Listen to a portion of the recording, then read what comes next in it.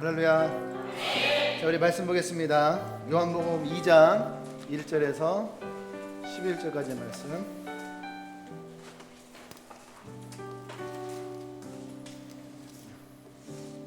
요한복음 2장 1절에서 11절.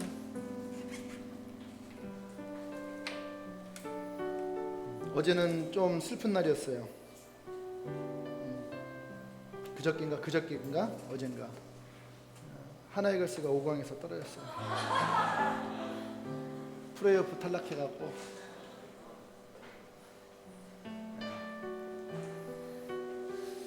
그래도 뭐 열심히 했으니까 그저 마음의 편지를 썼어요. 한 해 동안 당신 때문에 기뻤습니다.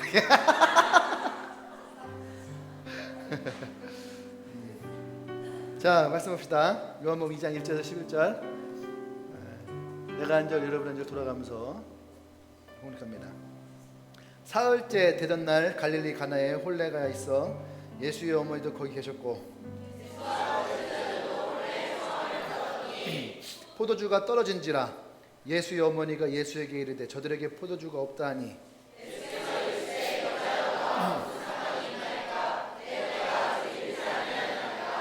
그의 어머니가 하인들에게 이르되 너희에게 무슨 말씀을 하시든지 그대로 하라 하니라.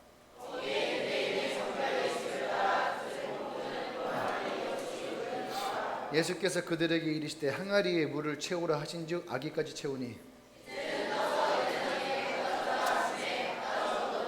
연회장은 물로 된 포도주를 맛보고도 어디서 났는지 알지 못하되 물돈 하인들은 알더라.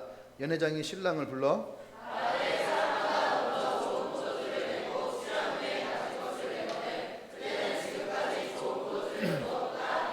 같이 시작. 예수께서 이 첫 표적을 갈릴리 가나에서 행하여 그 영광을 나타나시니 제자들이 그를 믿으니라. 네.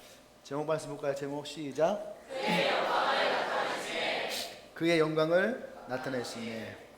11절 말씀 보면은 예수님이 첫 표적을 갈릴리 가나의 혼인잔치에서 행하여 그의 영광을 나타내셨는데 그 뒤에 보면 제자들이 그를 믿었더니. 옆 사람의 이름을 넣어서 한번 해볼까요? 주님의 교회에서 누구에게 그래서 행하여 그 영광을 나타내었더니.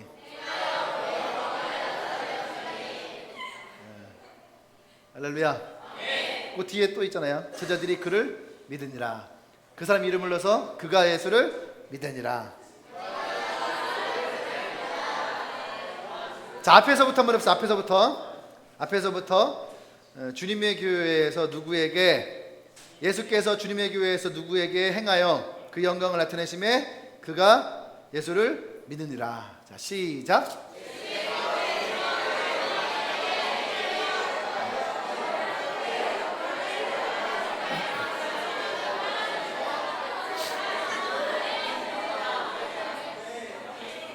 그러다 이거 갈등했어요. 아까 1부 때도 시켜놓고서 이거 2부 때 또 해야 될까 말까. 네. 근데 이 믿음의 고백이 우리에겐 굉장히 중요한 거예요. 할렐루야. 많은 사람들이 예수를 믿고 교회를 다닌다고 그렇게 얘기를 하는데 제자들도 예수님을 그 전에 예수님을 제자들을 따르고 있었어요. 그러니까 제자라고 하잖아요. 그죠? 그리고 예수님이 이 제자들과 함께 이 가나안 혼인잔치에 청함을 받다, 그러니까 초청을 받아서 같이 온 거예요. 그러니까 이들은 같이 다니고 있었던 거죠. 그런데 이 첫 번째 표적이 일어났을 때에 그의 제자들이 하나님의 영광을 그에게 보고서 어떻게 해요? 예수를 믿었더라 이거예요. 난 여러분들이 그냥 교회에 왔기 때문에 예수를 믿는 것이 아니라 예수를 믿음으로 여러분이 이곳에 있는 줄 믿습니다. 그것이 우리에게 신앙이 되어야 되고 고백이 되어야 되는 거예요. 아멘? 그래서 여러분, 하나님의 표적은 누구에게 있느냐가 아니에요. 하나님의 표적은 누구에게 있는 것이 아니라 나에게 있어야 되는 거예요. 할렐루야. 난 여러분들 그 하나님의 표적이 있기를 원합니다. 오늘 이 말씀은 가나안의 혼인잔치예요. 이 가나안의 혼인잔치는 여러 가지가 있어요. 뭐 물이 뭐고, 뭐 포도주가 뭐고, 또 항아리가 뭐고, 그것을 떠서 가져간데 뭐고, 어떤 그 안에 담겨져 있는 많은 것들이 있겠지만 오늘은 그것을 얘기하는 것이 아닙니다. 오늘은 이 가나안의 혼인잔치 가운데에서 나는 이것을 어쩌면 우리 인생에 굉장히 중요한 포인트라고 저는 보여져요. 예, 예수님이 이제 공생애를 시작하는 이 과정에서 왜 이 요한은 많은 것도 있겠지만 왜 이 가나안의 이 결혼은 잔치집을 왜 이 요한복음 2장 시작하면서 이 이야기를 했을까? 되게 중요한 것 같지 않아요? 다른 성경에서는 이 가나안의 혼인잔치를 그렇게 중요하게 다루지 않습니다. 나오지 않아요. 근데 이 요한은 요한이 성경을 쓴 요한복음은 예수님이 누군가에 대해서 우리에게 말하고 있어요. 예수님이 누구인가를 말하고 하는 그 시점에서 첫 번째 표적을 낳는 것도 아니고 고친 것도 아니고 살린 것도 아니고 물을 포도주로 만든 것밖에 되지 않은 이 일을 왜 얘기를 했을까? 이것이 우리에게 굉장히 중요하다는 거예요. 나는 오늘 여러분들과 함께 그것을 얘기하고 또 여러분들이 이것 가운데에 또 하나의 영광이 되기를 원합니다. 자, 어쨌든 오늘은요 이 잔칫날입니다. 잔칫날에는 많이 필요하죠. 그죠? 아까 꽃게탕이 참 맛있었어요. 내가 가지고 경호회 때 맛있냐고 물게요. 맛있다고. 맛있었어요. 반찬도 맛있었고, 그죠? 예, 딱 한 가지 부족했다 그랬어 내가. 그게 뭐냐면 꽃게탕에다가 오징어를 넣었으면, 아깝다. 오징어를 딱 넣었으면은 오징어를 골라 먹는 맛이 참 좋았을 건데, 그리고 그 안에 있는 풍미함이 더 느낄 수 있었을 건데. 자꾸 요새 막 그런 것만 보니까 풍미란 단어가 자꾸 나와요. 예, 근데 맛있었어요. 잔치집은요 세 가지가 있어요. 첫 번째는 뭐냐면, 첫 번째는 사람이 많아야 되는 거예요. 잔치에는, 그죠? 이 결혼식장 가면 많잖아요. 예, 결혼식장에 사람이 없는 결혼식장은 그냥 썰렁해요. 근데 사람이 많은 결혼식장은 왠지 모르게요 이 결혼식이요 되게 행복해 보이고 좋아 보이고, 그죠? 두 번째는 결혼식장은 음식이 풍성해 하는 거죠. 음식이 맛있어야 돼요. 그죠? 음식이 맛있어야 돼요. 근데 음식이 맛이 없으면, 아까 하선이 친구 오늘 결혼식 잠깐 갔다 왔는데 옆에 가오등인데 음식이 너무 맛이 없다고 알고 있어요. 저도 한 2번 가봤는데 맛이 없더라고. 음식이 맛이 없으면은 왠지 모르게 이 결혼식이 어때요? 갔다 왔을 때 뭔가 좀 찝찝해요. 그죠? 불편한 진실인 거죠. 분명히 비싼 대가를 지불했는데 맛이 없어. 그죠? 여러분들이 맛있다고 소문나서 거기 갔어요. 요새 막 냉장고를 부탁해, 또 수요 미식회, 또 3대 천왕 대전에 나온 거 알아요? 칼국수집? 나 예전부터 가봤었거든. 나 한 번도 다 그 맛있다고 생각해 본 적이 없어요. 밴댕이를 끓였던 멸치를 때렸던 한 번도 맛있다고 생각했는데, 그거 맛있다고 아마 지금 몇 터질 거야 아마 이번 주에. 수요 미식회가 이번에 그 3대 천왕 추석 때 그 계속 재방송 했거든요. TV를 안 보니까 뭐. 근데 나는 한 번도 맛있다 생각. 김밥은 그냥 먹을만해요. 근데 김밥 사는 게 맛있어. 근데 어쨌든 가서 비싼 돈을 주고 먹었는데 맛이 없더라. 이거의 최고의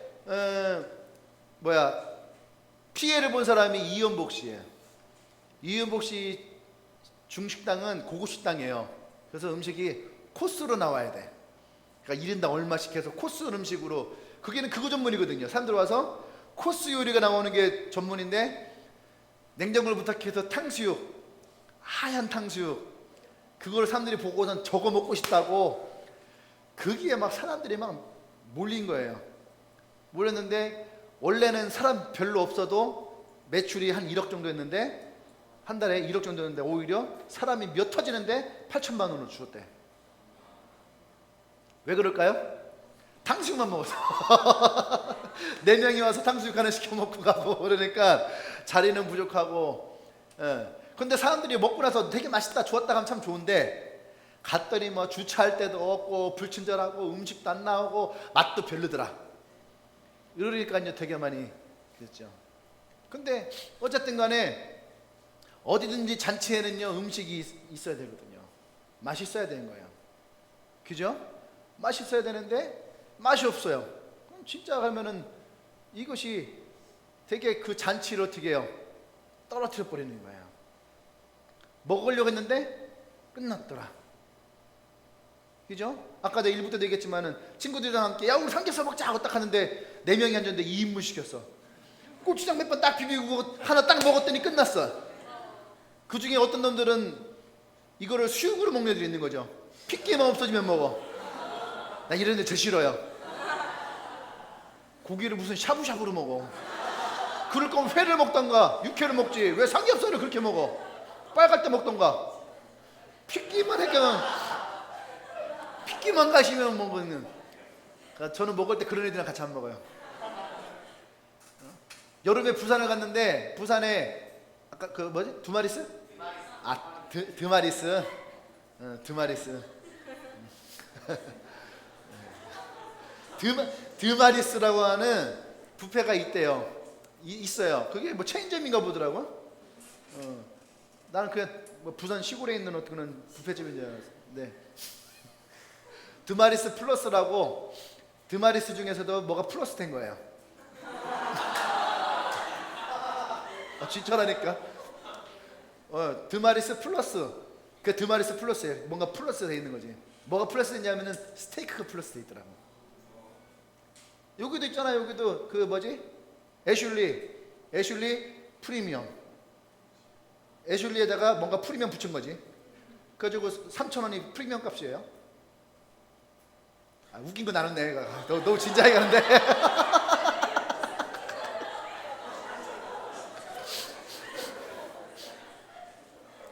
일반 애슐리랑 애슐리 프리미엄이랑 틀리잖아. 그죠?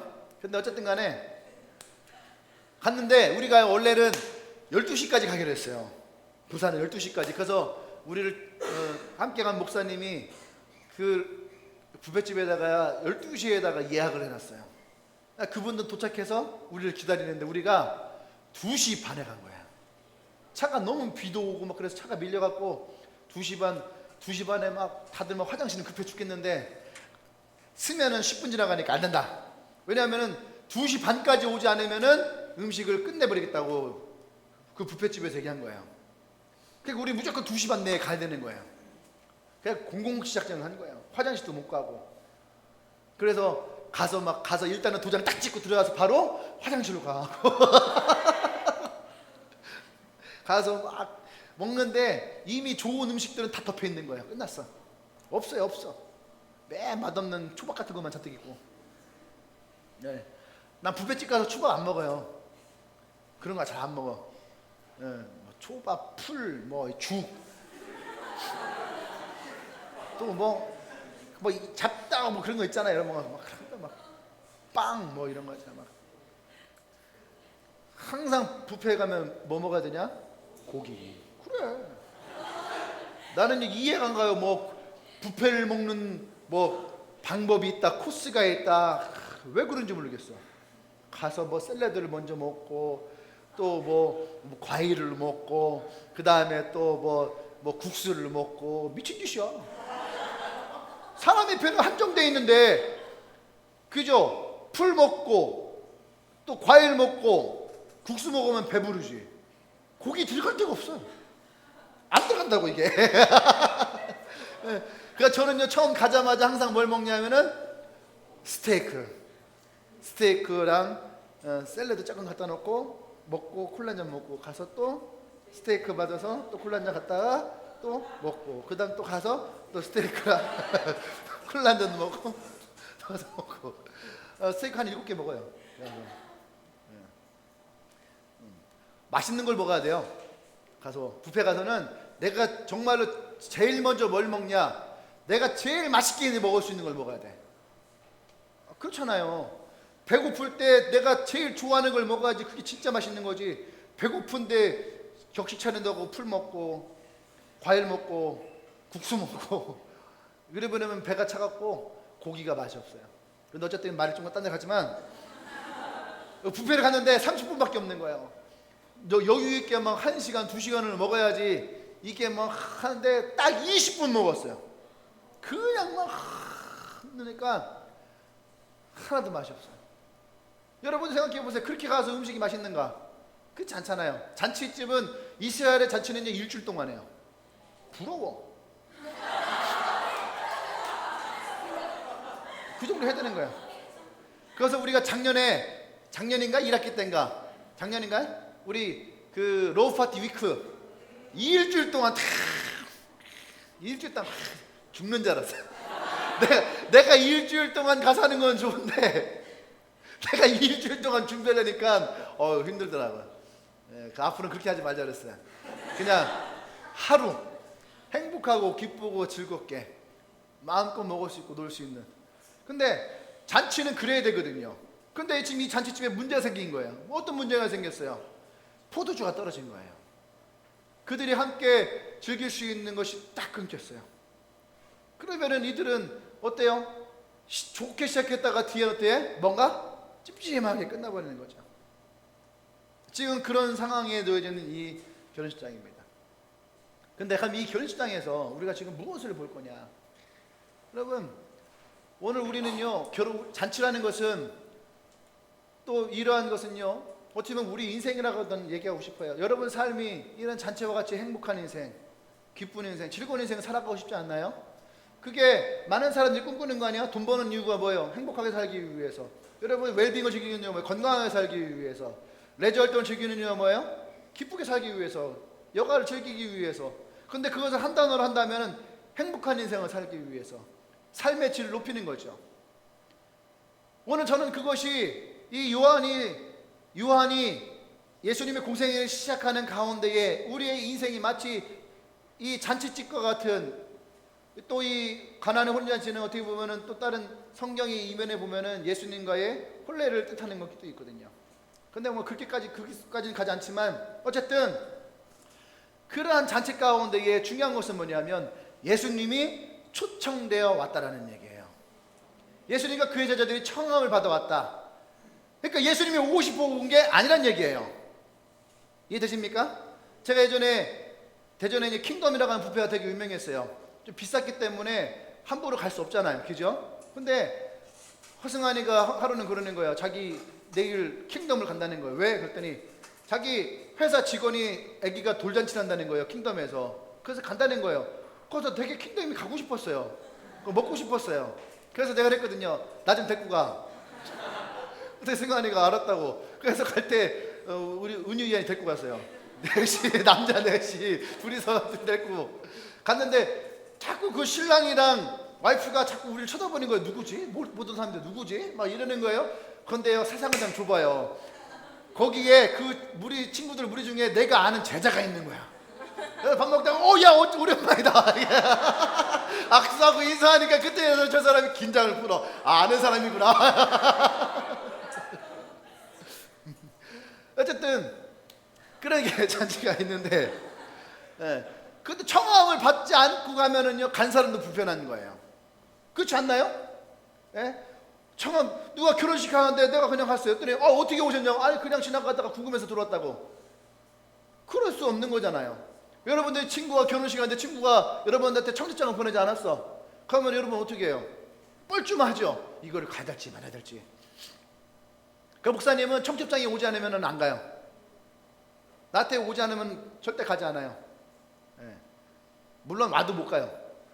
일이 많으니까 마도 못 가는데, 주일날 같은 경우는 우리 누가 결혼해도 주일날에는 목사님은 못 가잖아요. 그죠? 설교해야 되니까. 욕 안 하면 갈겠지. 뷔페 먹으러. 스테이크 먹고. 근데 어쨌든 간에 이 자리에 누가 청함을 받았다는 거예요. 누가? 예수님이 초청받았다는 게 중요한 거예요. 여러분의 인생이 어떤 사람들은요, 나 삶은 행복합니다. 저는 뭐 고민도 없어요. 인생이 항상 해피한 인생을 살아갈 수 있어요. 그래서 여러분 그 인생에 예수님이 없어도 잘 살 것 같죠? 근데 보세요. 그러한 삶에도 문제는 생기더라는 거예요. 잔치집에 무슨 문제가 있냐 할 때에도 그 잔치집에도 문제는 생기더라는 거예요. 교회를 다니지 않았던, 오랜 동안 신앙생활했던 여러분, 중요한 것은 뭐냐면 예수님을 초청해야 된다는 거예요.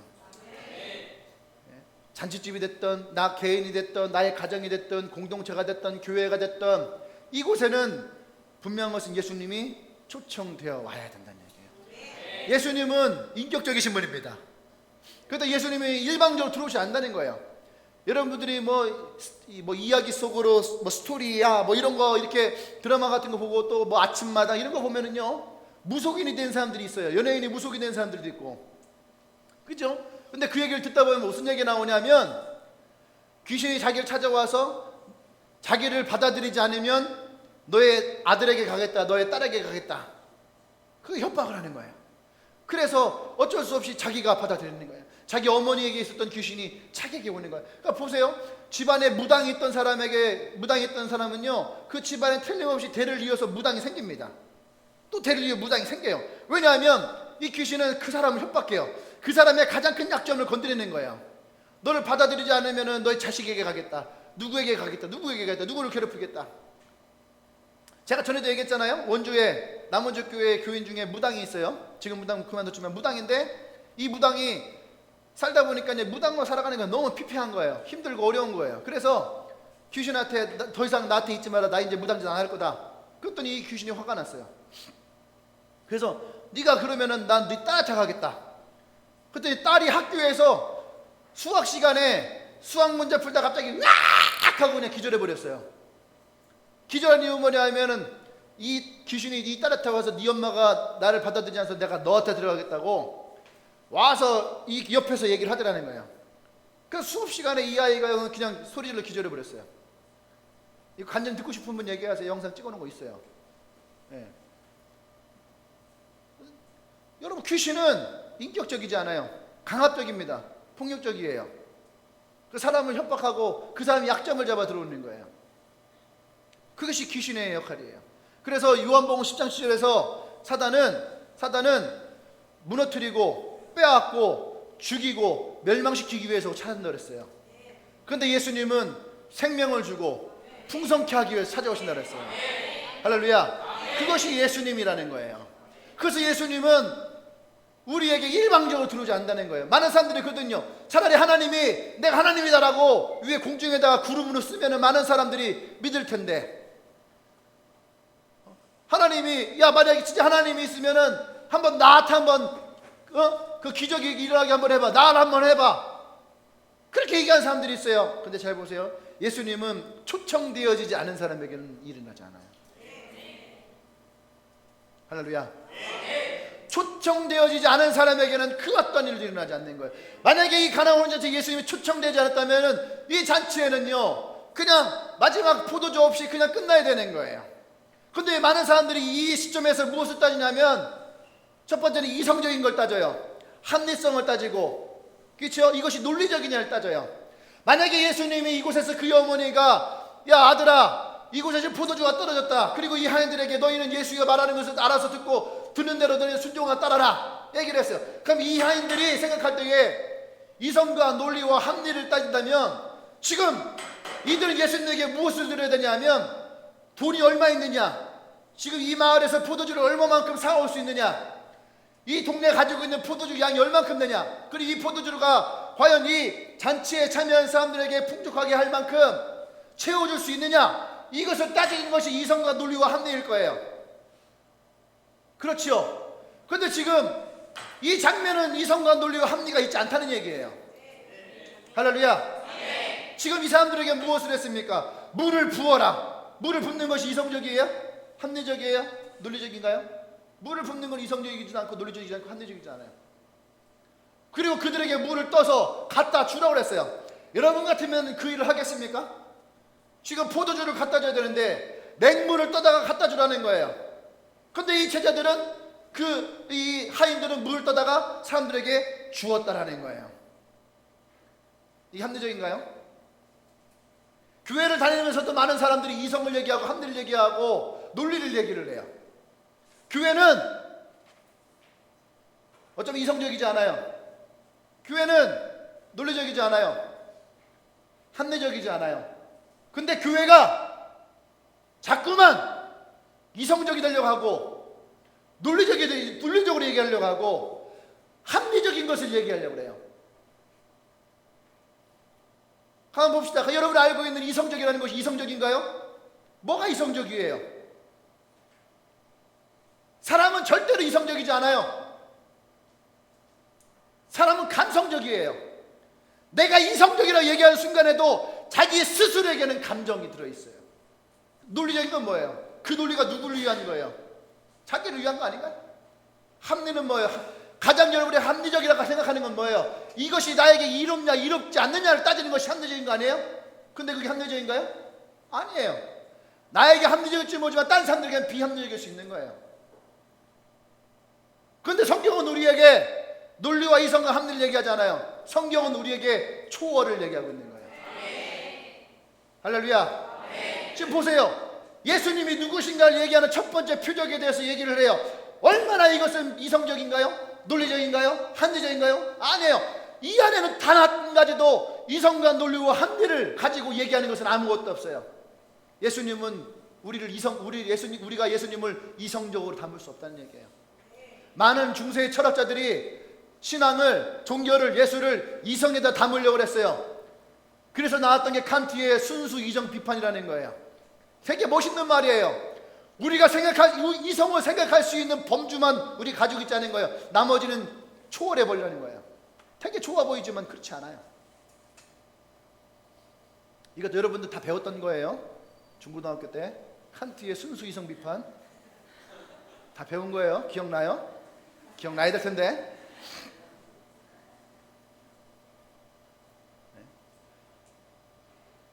성경은 우리에게 말하고 싶은 것이 뭐냐면 하나님 존재 자체는 초월적이라는 거예요.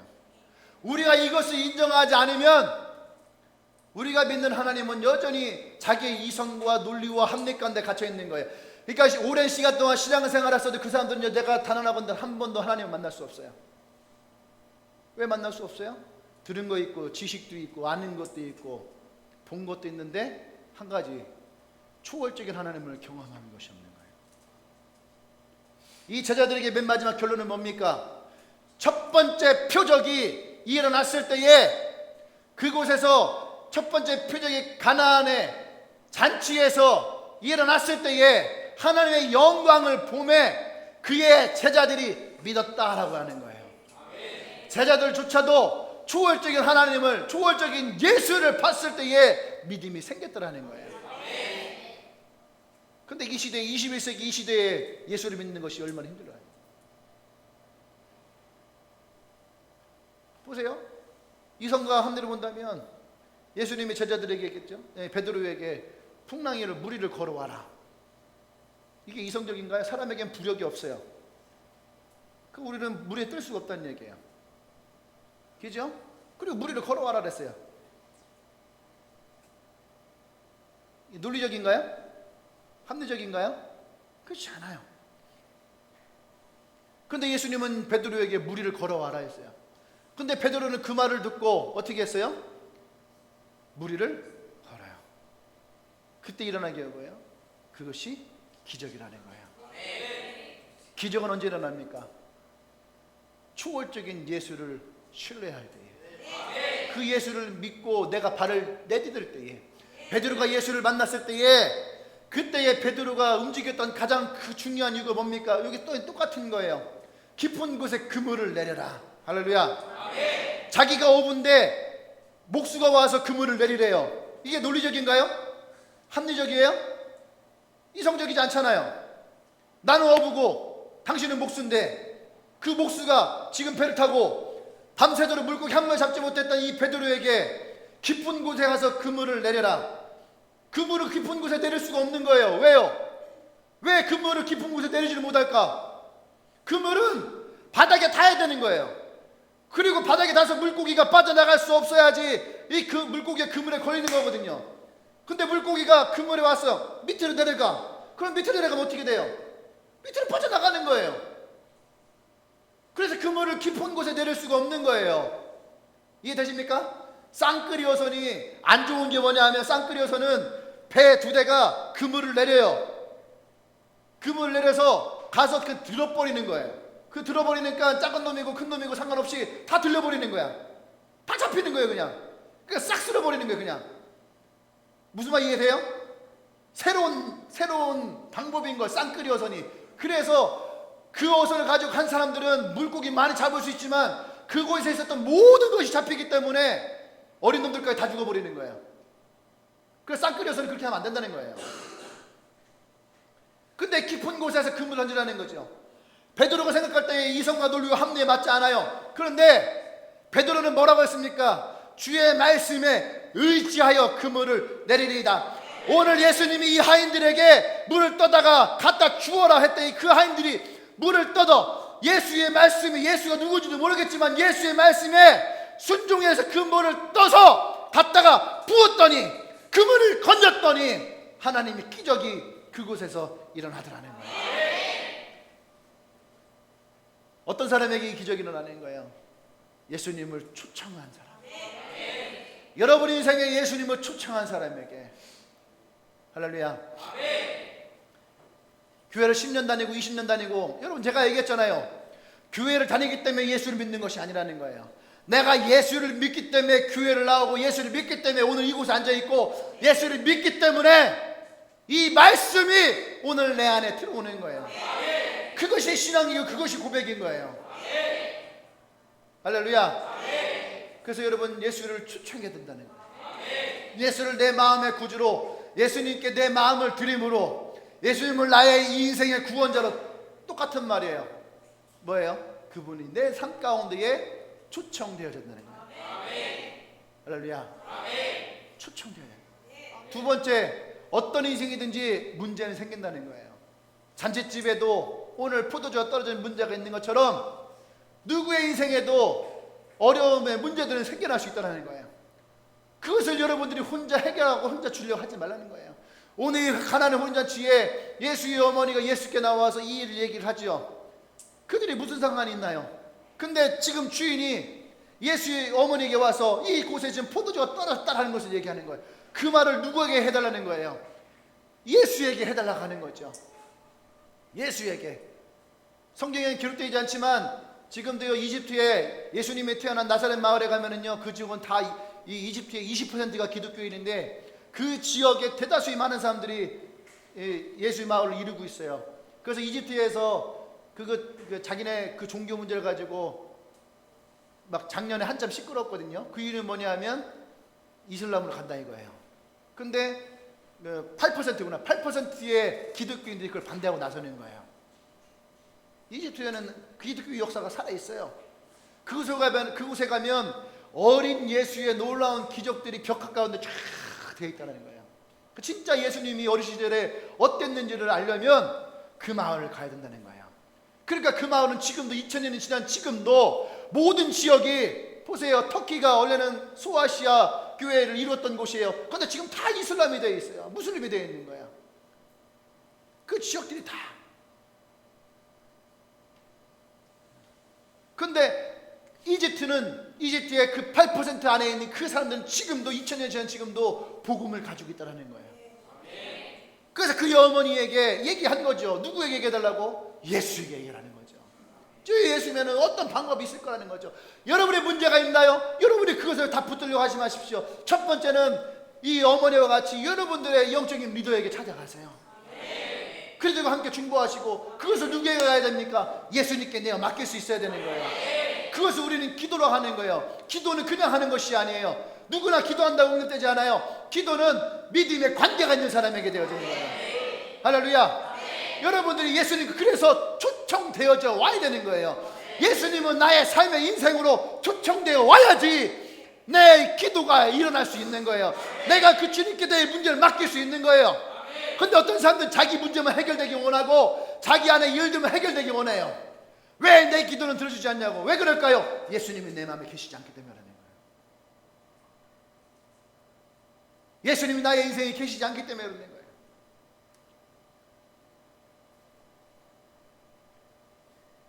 세 번째는 그 예수 앞에 여러분들이 그분이 말씀하시는 것에 순종할 수 있어야 되는 거예요.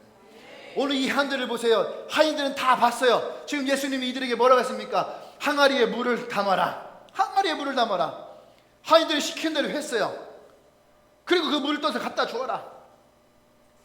보세요. 이 물을 떠다 갖다 줬을 때 욕먹을 사람은 누구예요? 하인들이거든요. 여러분 레스토랑에 가서 음식이 잘못 나서 누구에게 뭐라고 합니까? 여러분들 주문을 했어요. 주문했는데 배달을 하는 사람이 음식을 잘못 갖고 왔어요. 누구에게 뭐라고 그래요? 배달원에게 뭐라 하잖아요. 제일 먼저 그들에게 와요. 근데 이 하인들도 똑같을 거 아닙니까? 근데 이 하인들이 물을 따다가 그대로 갖다 주는 거예요. 제가 얘기했죠. 논리적이지 않아요. 이성적이지 않아요. 합리적이지 않아요. 예수 그리스도의 초월성은 여기에 있는 거예요. 믿음은 순종이라고 하는 행함이 수반될 때라는 거예요.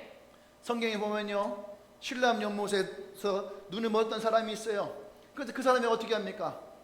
평소 같았으면 예수님이 어떻게 눈 뜰지어다 하면 눈 떠지고 일어날지어다 빨딱 일어나고 그렇잖아요. 근데 이 실람 연못이 뭐랍니까? 바르고 가서 실람 연못에 가서 씻으라. 여러분 같은 거 하겠어요? 침 뱉어갖고 개갖고 더러워 죽겠네 이거. 어떻게 합니까? 근데 그 말씀을 믿고 어떻게 해요? 갔다는 거예요. 또 여러분 성경에 보면요, 문둥병자 10명의 이야기가 나와요. 문둥병자 10명. 그들은 우리가 지금 그 시대에 살지 않으니까 사실은 우리가 그 피부에 와닿지를 못해요. 문둥병자들이 길을 걸어간다는 거, 여러분들 문둥병자가 예수의 명령을 듣고 제사장이 있는 곳으로 걸어갔다. 여러분 그거에 대해서 의아하게 생각할 사람 하나도 없잖아요. 그죠? 근데 여러분 혹시 드라마 허준이나 그런 거 본 적 있나요? 거기 보면 문둥병자가 나와요. 문둥병자 남녀 하나씩 탈출을 합니다. 탈출을 해갖고 원래 문둥병자가 사는 동네가 있어요. 근데 그 동네에서 탈출을 해요. 탈출해서 마을로 들어갑니다. 근데 그들이 대로를 활보하던가요? 아니에요. 그들은 막 숨어 다닙니다. 숨어 다니고 막 계란 훔치고 옷 훔치고 얼굴 막 동동 막 싸매고 사람들이 눈을 피해서 막 다녀. 왜요? 문둥병자다 하는 순간 그들은 죽는 거예요. 마을에 나타났기 때문에. 그런데 예수님을 찾아왔던, 예수님 만났던 그 10명의 문둥병자에게 뭐랍니까? 너희들은 지금 가서 제사장에 너희 몸을 보이라. 그러면 너희가 그들로부터 나은 것을 가서 도장 맡으라는 거예요. 근데 그들이 걸어갈 수 있는 용기와 자신감이 있나요? 여러분 같으면은 지나가다가 문둥병자다 하면 돌로 치면은 그 자리에서 죽는데 여러분들 그 길을 걸어갈 자신이 있나요? 근데 그들은 그 길을 걸어갔다는 거, 예수 말을 듣고. 할렐루야. 우리가 생각할 때에 그것이 예수님의 기적만 생각하지만 사실은 여러분들이 10명의 문둥병자 가운데 포함되어 있는 사람이라면 그 길을 걸어가는 것이 쉽지 않다는 거예요. 근데 그 순종에서 그들은 가던 길에 병이 나았더라는 거예요. 할렐루야. 성경을 보십시오. 성경을 보면 예수님을 찾았던 모든 사람들이 무엇을 통해서 그들이 구원을 받고 병의 치유함을 받고 인생의 회복이 일어났는가? 성경에 쓰여진 단어가 있어요. 뭐냐면 내 믿음대로 될지어다. 뭐라고요? 네, 믿음대로 될지어다. 내 믿음대로. 근데 처음부터 믿음이 생기지 않아요. 처음에 교회 온다고 믿음이 생기지 않아요. 예수를 처음 만난 사람들이 예수에 대한 믿음이 있었을까요? 아니에요. 그들의 마음 가운데는 막연한 소망, 막연한 기대, 나도 저렇게 됐으면 좋겠다라고 하는 그런 설레이는 마음들, 그것을 가지고 예수께 나온 거죠. 근데 예수를 만났을 때에 내가 저 예수를 만나고 이 문제가 해결됐으면 좋겠다라고 하는 그 소망이 예수를 만날 때에 그것이 믿음이 예수님과 연결되어지는 거예요. 할렐루야. 그때에 예수님이 얘기하시는 거거든요. 내 믿음대로 될지어다. 그래서 여러분 예수님을 내 마음에 모시는 것이 중요한 거예요. 아멘. 왜 그렇습니까? 예수님을 모시는 사람에게, 초청하는 사람에게, 영접하는 자에게 하나님의 자녀가 되는 권세가 주어집니다. 아멘. 그 자녀가 되는 자들에게 더 이상 예수님이 너희를 종이라 하지 않고 이제는 우리를 친구라 하고 우리를 자녀로 삼았다라고 성경은 우리에게 얘기하고 있는 거예요. 그래서 우리가 여러분 예수님을 초청을 하고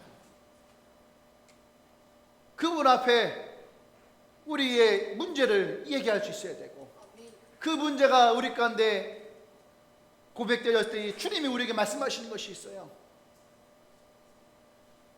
오늘 여러분의 마음 가운데에 그것에 대해서 음성이 들어온다면 그것을 우리가 뭐라냐면 성령의 터치라고 하는 거예요. 성령의 음성이라는 거예요. 하나님의 음성은 첫 번째 뭘로 오냐면은 말씀으로 오는 거예요. 성경, 큐티, 설교. 오늘 이 말씀 가운데 여러분의 마음 어느 한쪽에 찾아오는 말씀이 있잖아요. 그 말씀이 하나님으로부터 오는 터치예요. 그걸 어떻게 받아요? 예수를 영접한 사람, 예수를 초청한 사람들의 마음 가운데 성령이 들어와 계신 거예요. 예수님은 보세요. 예수님은 얼마나 비현실적인지 몰라요. 성경은 우리에게 얼마나 비현실적인지 몰라요. 어떤 사람이 와서 내 오른 따귀를 딱 쳤어요. 딱 쳤어요. 딱 쳤어요. 근데 어떻게 하면 어떻게 하겠어요? 갑자기 딱 맞고 나서 정신이 번쩍 들이 뭐야? 당신 뭐야? 어? 같이 한 대 때리던가 아니면은 경찰 신고하던가 고소하던가 안 그러겠어요? 한 대 딱 맞고 예, 이쪽도 이럴 사람이 있나요? 그래 안 그래요? 어떤 사람이 와서 지나가는데 옷 좋아 보이는데 이거 나 벗어줘요. 이러면 여러분 뭐라고 했어요? 저 미친놈이 있나? 그렇게 속으로 생각할 거 아니에요? 그죠? 지금 설교 때인데도 말이야 얼굴 벌써 내가 이쪽 달렸더니 갑자기 여자들 같은 경우는 딱 해놓고 지나가면서 딱 한마디 합니다. 재수없어. 근데 성경은 뭐라 그래요? 겉옷을 달라니까 어떻게 해요? 속옷도 주라는 거예요. 내가 속에 입고 있는 이 옷조차도 벗어주라는 거예요. 왜? 성경은 얘기하는 거예요. 저 사람이 겉옷을 필요하다 할 때는 속옷도 필요하시지 않겠냐. 어떤 사람이 와서 나랑 5일 함께 갑시다. 5km만 나 함께 걸어갑시다. 5km 걷겠어요? 5km가 얼마나 되는 줄 알아요? 내가 보니까 1km 걸어가면 20분은 걸려. 1km에 20분은.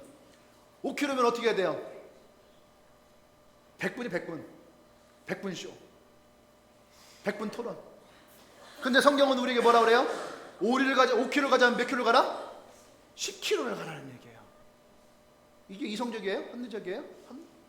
논리적인가요? 아니에요. 성경은 우리에게 되게 바보 같아요. 예수님이 우리를 구원하러 오셨대요. 그러면 수많은 사람이 예수님을 따랐던 것처럼 예수님은 어떻게 됩니까? 이스라엘의 왕이 돼야죠. 이스라엘 왕이 돼서 애굽을 이기고 페르시아를 이기고 로마를 이겨서 거대한 제2 다윗의 왕국을 건설해야 되는 거 아닌가요? 그런데 예수님 어떻게 했습니까? 초라하게 십자가에 죽었어요. 모든 사람들이 끝이라 그랬어요. 근데 예수님 뭐라 합니까? 내가 가는 것이 너희에게 유익이라. 그분은 죽으셨지만 부활하셔서 그분은 성령으로 우리 한 사람 한 사람에게 찾아오시는 거예요. 그래서 예수님이 뭐라 합니까? 제자들에게 예루살렘을 떠나지 말고 기다리라. 누굴 기다리는 거예요? 성령으로는 그리스도를 기다리라. 아멘. 그리고 막 약속하셨잖아요. 내가 세상 끝날까지 너희와 항상 함께 있을 것이다. 그 성령님은 여러분 가운데 계시잖아요. 아멘. 이 삶이 뭔지 아십니까? 이것이 바로 거듭난 인생이라는 거예요. 말씀과 성령으로 거듭나진 인생. 많은 길그리스도인들이 이것을 살아가지 못해요. 성경에 그 사람 있잖아요. 니고데모라는 사람은 우리나라 얘기하면 신학 박사예요. 아주 유명한 사람이에요. 근데 그 사람이 밤늦게 예수님을 찾아왔죠. 물어요. 내가 어떻게 해야 거듭날 수 있습니까? 물과 성령으로 거듭나라. 할렐루야. 물과 성령으로 거듭나라. 성령으로 거듭나야 되는 거예요. 나는 오늘 여러분들이 그 하나님의 말씀과 성령으로 거듭나기 원합니다. 그래서 이곳에 있는 모든 사람들이 예수님을 마음을 초청하십시오. 아멘. 그래서 믿음은 그냥 생기는 것이 아니에요. 믿음은 성령 앞에, 예수 앞에 순종하며 나아갈 때에. 그래서 믿음에는요, 순종의 행위가 수반될 수 있어야지 돼요. 오랜 동안 교회를 다녔어요. 그 상관없는 거예요. 믿음은 예수님과 연결되어진 그 상태가 믿음의 상태예요. 아멘. 아멘. 교회를 오랫동안 다녔지만 내가 믿음이 아직 없습니다. 그거는요, 정확하게 얘기하면 그냥 교회 와서 예수님을 찾은 것이지 여러분의 삶의 인생에 예수님을 초청함이 없다라는 거예요. 예수님을 만난 적이 없다는 얘기죠.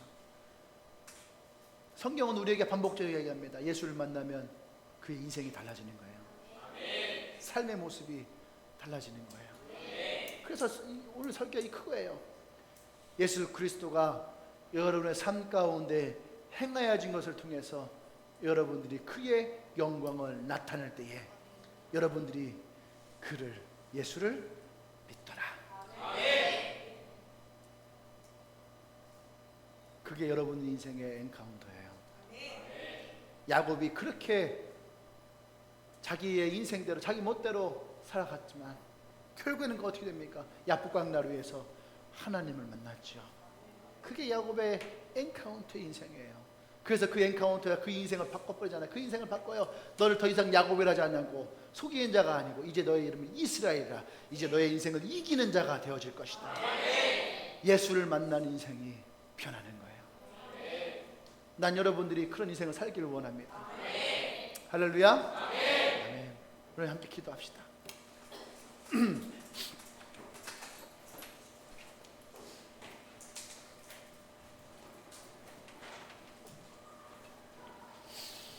이곳에는 모태신앙했던 사람도 있을 것이고 오랜 동안 신앙생활 했던 사람도 있을 것이고 이제 예수를 믿은 지 얼마 안 된 사람도 있을 거예요. 일부 때도 그랬거든요. 일부 때도 이 이야기를 그대로 했습니다. 그리고 그들을 콜링을 했어요. 예수님을 초청하십시오. 여러분 마음 가운데에, 여러분 삶 가운데에 진짜 그 예수님을 초청하십시오. 여러분의 삶이 진짜 행복을 구하고 기쁨의 인생을 구하기 원한다면 누구에게나 다 문제는 있다는 거거든요. 근데 예수님은 능히 그 문제를 해결할 수 있다는 거죠. 그때 예배 끝났거든요. 내가 맨 마지막에 그랬거든요. 항상 갈등하고 고민하다가 나오지 않는 사람들이 꼭 끝나고 나면은 갈등하고 고민하다가 문 닫다고 한다고. 그리고 나 끝나서 아쉬워하더라. 그랬거든요. 근데 오늘도 그런 친구가 있었어요. 근데 그 친구는 왜 못 나왔냐 했더니 자기가 이미 너무 눈물과 콧물이 흘러내려서 나오지 못했다. 여러분들 동일하게 콜링하고 싶어요. 원래 2부 예배는 안 하려고 했거든요. 근데 마음의 감동이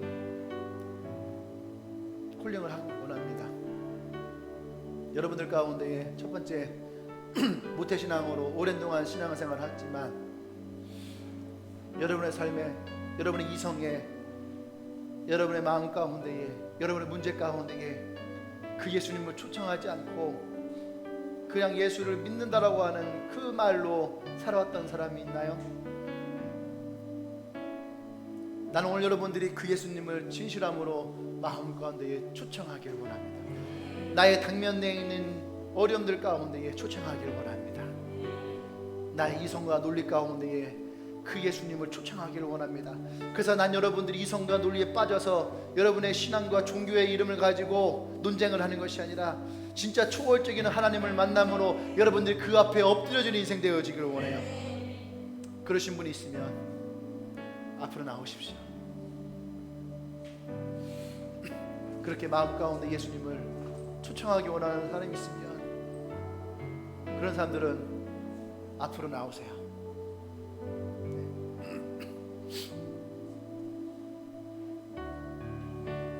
네. 눈치 보지 말고 나와요.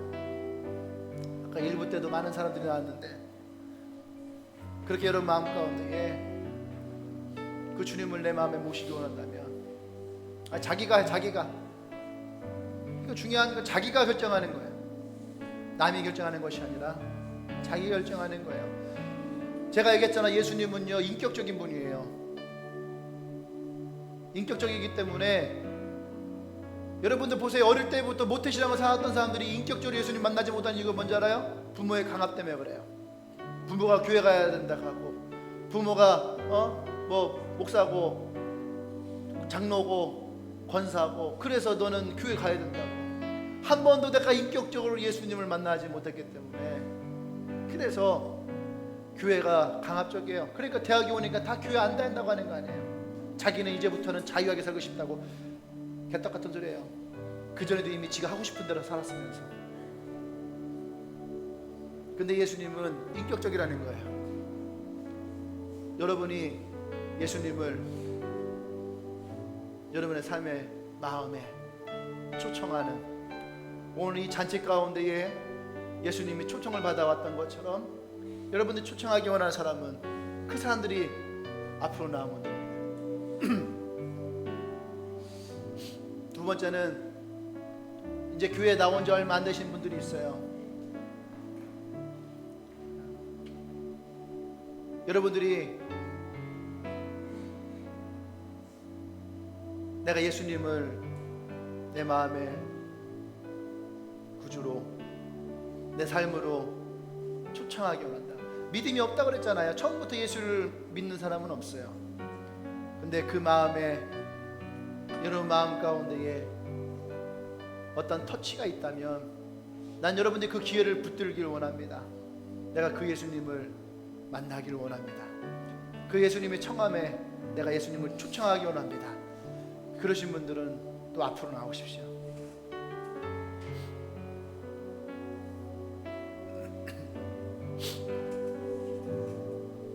네. 그러신 분들은 앞으로 나오십시오.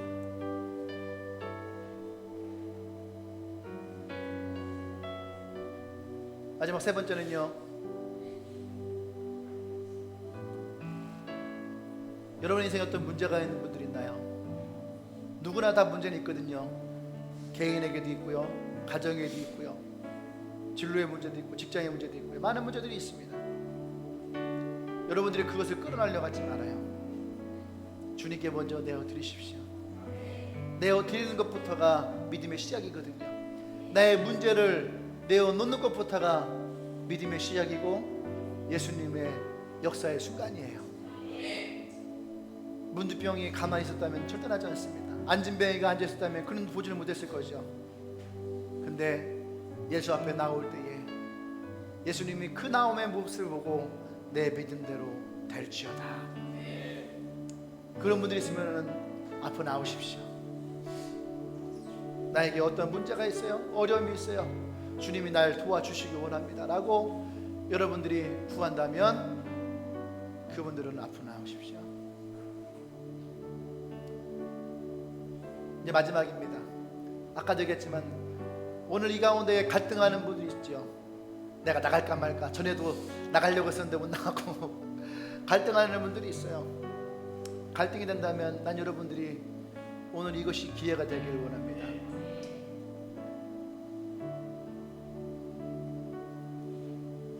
그런 분이 있으면은 마음 가운데 갈등이 있다면 난 여러분들이 그것이 성령의 말씀이라고 여러분들이 인정한다면 순종하십시오.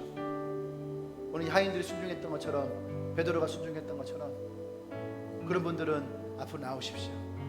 마음에 갈등이 있어서 그런 분들은 앞으로 나오십시오.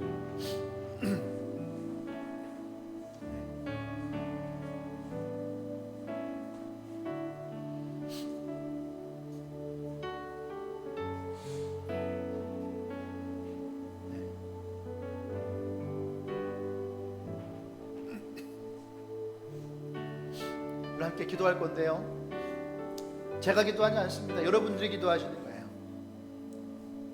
첫 번째는 여러분들이 진실하게 예수님을 마음에 초청하십시오. 예수님은 여러분들에게 문제를 해결하고 싶어서, 아니면 오랜 동안 신앙생활을 했기 때문에, 아니에요. 여러분들이 죄가 없어서, 문제가 없어서, 아니에요. 예수님이 여러분을 만나고자 하는 가장 중요한 이유는 뭐냐면, 그렇게 예수님을 간절하게 찾는 사람에게 예수님은 찾아오시길 원합니다. 그 문제 가운데 예수님을 초청한 사람 가운데 찾아오시길 원해요. 오늘 가나안의 혼인잔치처럼 이 자리에서 예수님 뭐라고 말씀하셨습니까? 지금은 나의 때가 아니기 때문에 내가 할 수 없다 얘기했어요. 하지만 그 상황에 예수님이 하셔야 됐기 때문에 예수님은 행하셨다라는 거예요. 오늘 여러분들이 어떠한, 여러분이 예뻐서, 여러분이 좋아서, 여러분들이 신앙생활을 잘했기 때문이 아니에요. 사람들은 많이 착각합니다. 내가 신앙생활 열심히 하고 헌금을 잘하고 내가 잘하면 하나님이 내 기도를 들으실 것이다. 아니에요. 주님을 간절히 찾는 자에게 주님은 역사하기를 원합니다. 주님을 구하는 자에게 주님은 오시기를 원해요. 오늘도 내가 예수를 만나기를 원하고 내가 간절하게 주님을 부르짖는 자들에게 주님을 오늘 이 시간 그 마음껏 초청하는 자에게 주님은 찾아오시기를 원해요. 나는 여러분들이 예수를 고백하기를 원합니다. 내가 주님을 내 마음에 초청합니다. 나의 인생의 구주로 내가 모시기를 원합니다. 내 삶 가운데 함께하여 주십시오. 그리고 오늘 여러분들의 문제가 있다면 그 문제를 주님께 그대로 드리세요. 주님, 내게 어떤 문제가 있습니다. 주님이면 능히 해결하실 수 있습니다. 주님이면 능히 이 문제를 해결할 수 있습니다. 그리고 세 번째, 여러분이 고백하십시오. 주님, 지금부터 영원까지 나와 함께하여 주십시오. 나와 함께하여 주십시오. 이 세 가지 기도를 여러분들이 주님께 여러분의 입술로 하는 거예요. 속으로 하는 거 아닙니다. 소리를 내서 하십시오. 대화는 말을 해야 되는 거예요. 여러분 두 손을 가슴에 얹으십시오. 여러분 마음에 가장 따뜻한 마음으로, 여러분 진실한 마음으로 그렇게 하나님 앞에 이 시간 기도하겠습니다. 같이 기도합니다. 하나님, 그렇습니다.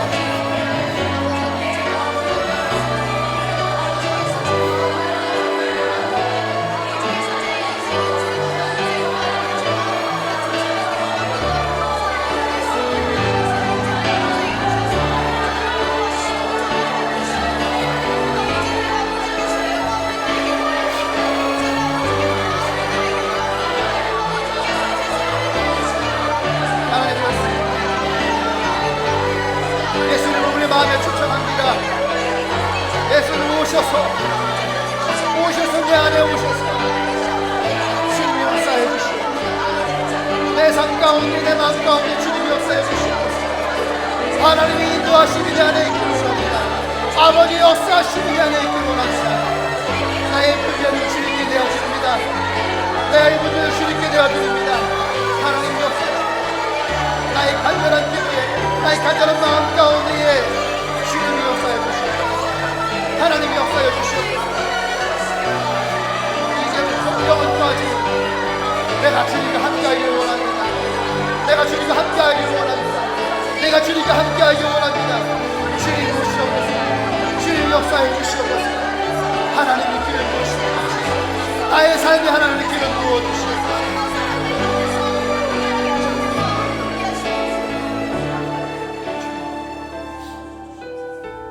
하나님, 그렇습니다. 오늘 주님 앞에 간절한 마음을 가지고 나옵니다. 가나안의 혼인잔치에서 예수님이 역사하셨던 것처럼 아버지, 오늘 이들 삶 가운데 동일하게 주님이 역사하시길 원합니다. 예수를 내 마음에 초청합니다. 나의 인생에 초청합니다. 그분을 나의 구주로 인정하고 고백합니다. 이들의 문제 가운데에 이제는 주님이 우리의 가족이 되셔서 나의 아버지가 되셔서 들으시고 역사하여 주시옵소서. 우리의 간절한 부르심 가운데에 하나님이 응답하여 주시옵소서. 그리고 이제부터 영원까지 내 모든 길을 인도하시고 나와 함께하여 주시옵소서. 예수님의 이름으로 기도합니다. 아멘. 할렐루야. 할렐루야. 우리 주님을 찬양합니다. 주님을 찬양합니다. 다 같이 자리에서 일어날까요? 오늘 우리에게 처음 오신 분 있나요? 예배 처음 오신 분? 오늘 처음 오셨어요? 또 처음 오신 분 있나요?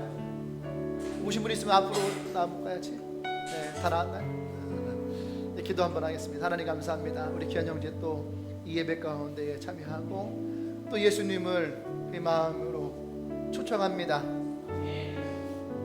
이제 그가 인정하고 그의 마음의 문을 열었사오니 주님께서 그의 삶 가운데 들어가셔서 주님이 인도하시고 역사하시고 하나님의 진정한 기쁨이 주와 함께하는 즐거움이 있기를 원합니다. 주님 기름 부어 주시옵소서. 하나님의 표적이 그의 삶 가운데에 일어나기를 원합니다. 또 우리 모든 삶 가운데에 또 하나님의 그 표적이 일어나기를 원합니다. 앞을 보지 못한 더듬더듬 걸어가는 인생입니다. 하나님이 주의 말씀이 내 발의 등이 되어서 우리가 한 가지 한 가지 바라보며 빛 대신 주님이 나의 인생 가운데에 나를 인도하여 주시옵소서. 이제는 우리 주 예수 그리스도의 은혜와 하나님의 크신 사랑과 성령의 교통 역사하심이 이제 예수님을 내 삶의 주인으로 초청하고 모시고 내 마음을 내어드리기로 결단한 주님에게 모든 성도들을 위해와 이제 주의 말씀 앞에 고백하며 나의 삶에 하나님의 표적으로 주의 영광을 드러내기로 결단한 모든 성도들을 위해 지금으로부터 영원토록 함께 하시기를 간절히 축원하옵나이다. 아멘.